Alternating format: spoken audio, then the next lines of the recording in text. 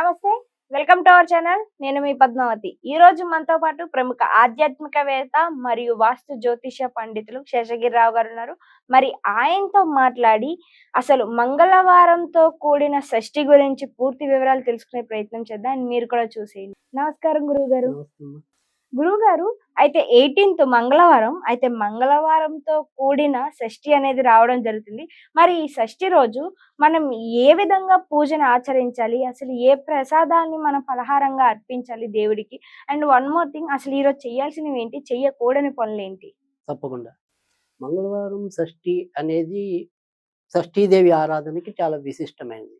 అయితే మనం గతంలో కూడా మన ఈ మధ్యన మనం చేసింది ఒకటి. మంగళవారం అవును. చతుర్దశి కలిసొస్తే దాన్ని భౌమ చతుర్దశి లేదా అంగారక చతుర్దశి అని చెప్పి, అలాగే అశ్విని నక్షత్రంతో కూడి వచ్చినా కూడా భౌమాశ్విని అని చెప్పి దానికి కూడా ప్రాధాన్యత ఉంది.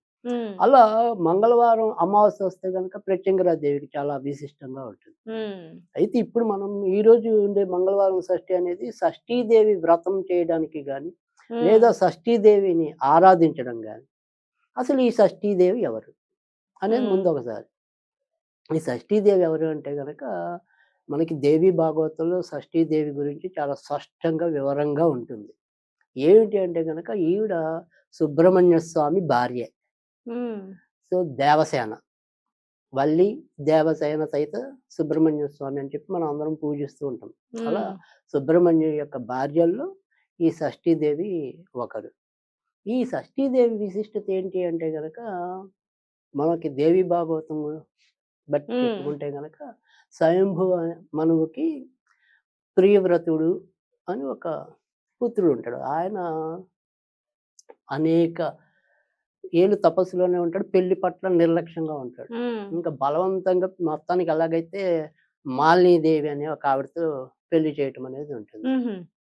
కానీ సరే పెళ్లికే బోలెడన్నేళ్ళు పడితే తర్వాత పిల్లలు పుట్టడానికి కూడా అలాగే పుడతారు. పుట్టరు పట్టాన. అప్పుడు మరి కాసేపటి వచ్చి ఆయన దాంట్లో పుత్రకామేష్టి యోగం చేస్తే మొత్తానికి పుత్రుడు పుడతాడు. ఎలా పుట్టాడయ్యా అంటే ఆయన పుట్టడమే నిర్జీవంగా, అంటే చచ్చిన శిశువు పుట్టాడు పాపం. అప్పుడు ఈ ప్రియవ్రతుడు శ్మశానానికి తీసుకెళ్ళి ఇంకా పాతి పెట్టడానికి ఆలోచిస్తాడు. బాధపడుతూ ఉంటాడు, అయ్యో నా పిల్లాడు ఇలా అయ్యాడే ఏంటి అని చెప్పి. అప్పుడు ఆవిడ వస్తుంది ఒక పుష్పక విమానం మీద, ఈ దేవసేన.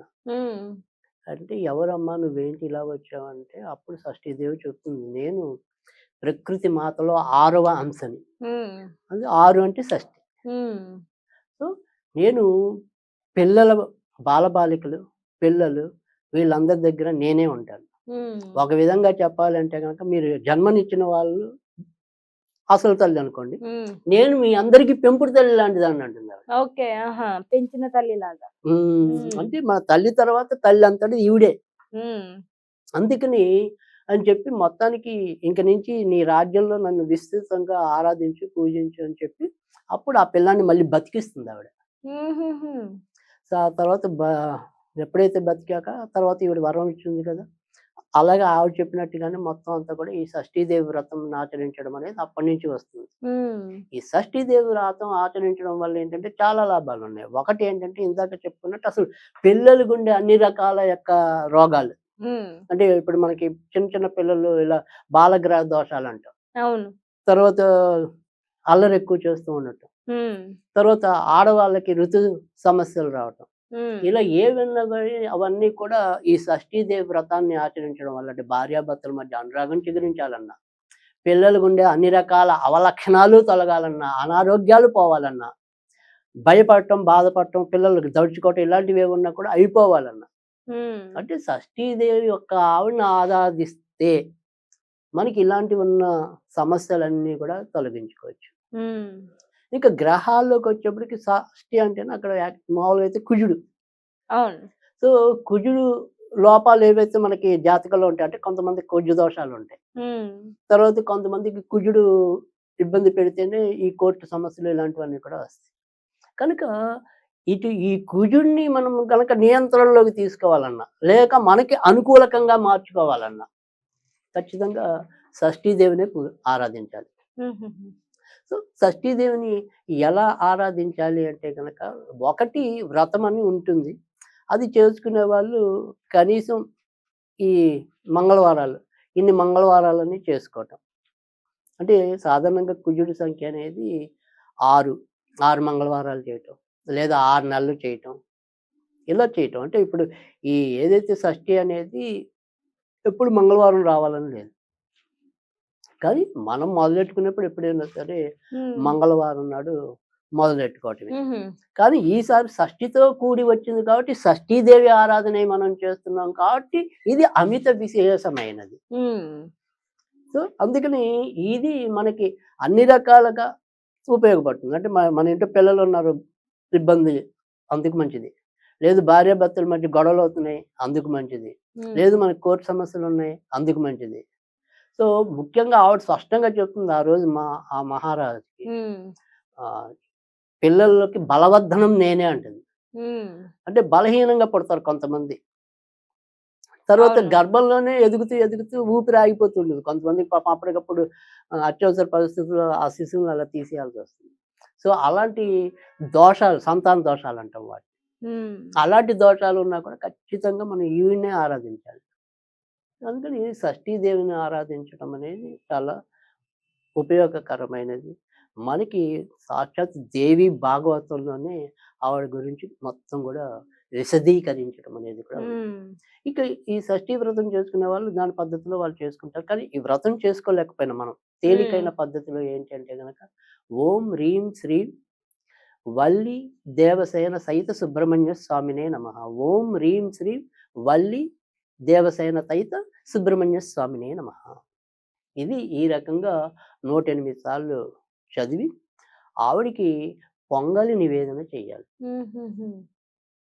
లేదా ఏదైనా సరే ఎరుపు రంగులో ఉండే పదార్థాలు, అంటే జాంగ్రీ అని ఇలా ఎరుపు రంగు ఉంటాయి కొన్ని, అలాంటి ఎరుపు రంగు స్వీట్లు అవి నివేదన చేయాలన్నమాట.